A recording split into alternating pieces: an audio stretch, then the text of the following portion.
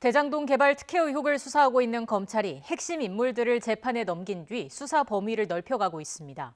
여야 대선 후보들이 연루된 윗선 규명과 부산저축은행 대출 관련 의혹을 동시에 겨냥하는 모양새입니다. 검찰 취재기자 연결합니다. 우철희 기자. 네, 서울중앙지방검찰청입니다. 네, 검찰이 대장동 의혹의 윗선 수사를 본격화하고 있다고요. 네, 그렇습니다. 검찰이 어젯밤 늦게까지 소환 조사했던 인물을 통해 가능할 수 있는 부분입니다. 서울중앙지검 전남수사팀은 어젯밤 늦게까지 임승민 전 성남시장 비서실장을 참고인 신분으로 조사했습니다. 임승민 전 실장은 이재명 더불어민주당 대선 후보의 측근으로 꼽힙니다. 이재명 후보와 성남시장으로 재직하던 지난 2014년 7월부터 2년 가까이 비서실장으로 지근거리에서 보좌한 인물이기 때문입니다. 이 시기는 화천대유가 속한 성남의뜰 컨소시엄이 대장동 사업 대상자로 선정되는 등 개발이 본격화되는 시기였습니다. 임 전 실장은 이 후보가 시장으로서 최종 결재한 대장동 사업 문건에 협조자로 서명하기도 했습니다. 검찰은 임 전 실장 조사를 통해 초과이익 환수 조항 삭제 등 대장동 사업 보고와 결재 과정, 또 이 후보의 관여 정도를 확인한 것으로 보입니다.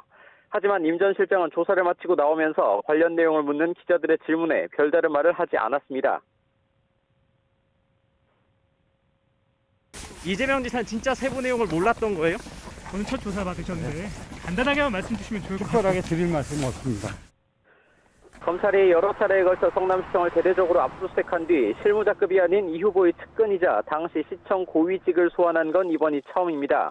이제 이 후보의 최측근이자 유동규 전 본부장이 압수수색 직전 통화했고 황무성 성남도시개발공사 초대사장의 사퇴 압력 의혹과도 관련된 정진상 민주당 선거대책위 부실장의 소환도 조만간 이뤄질 것이란 관측이 나옵니다. 검찰은 이 후보까지 겨냥해 성남시 윗선의 관여 여부를 들여다보는 데 속도를 내고 있습니다. 자, 검찰이 동시에 부산저축은행 대출 문제까지 수사 범위를 넓혀가고 있는 거죠? 네, 그렇습니다. 서울중앙지검 전남수사팀은 어제 부산저축은행 불법 대출 브로커 조모 씨도 저녁까지 조사했습니다. 지난 18일에 이어 두 번째 소환입니다.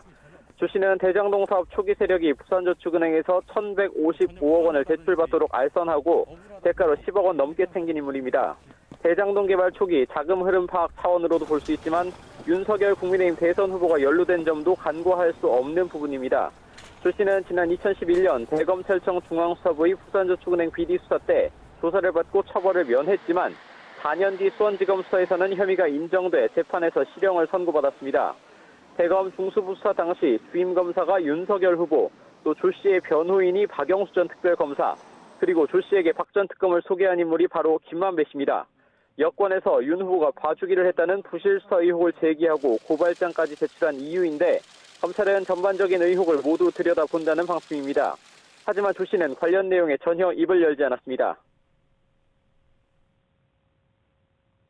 부산저축은행 수사하던 그런 과정들은 물어봤나요? 예전 대검 중수부 시절에 윤석열 과장이 좀 봐주기 수사가 있었어요?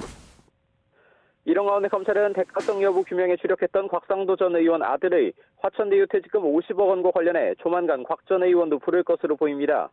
검찰 수사가 여야 대선 후보까지 겨냥해서 대장동 의혹 전반으로 수사 범위를 넓혀가는 가운데 어느 정도로 의혹을 규명하고 또 대선에 미칠 영향은 어떨지 관심이 쏠립니다. 지금까지 서울중앙지방검찰청에서 YTN 우철입니다.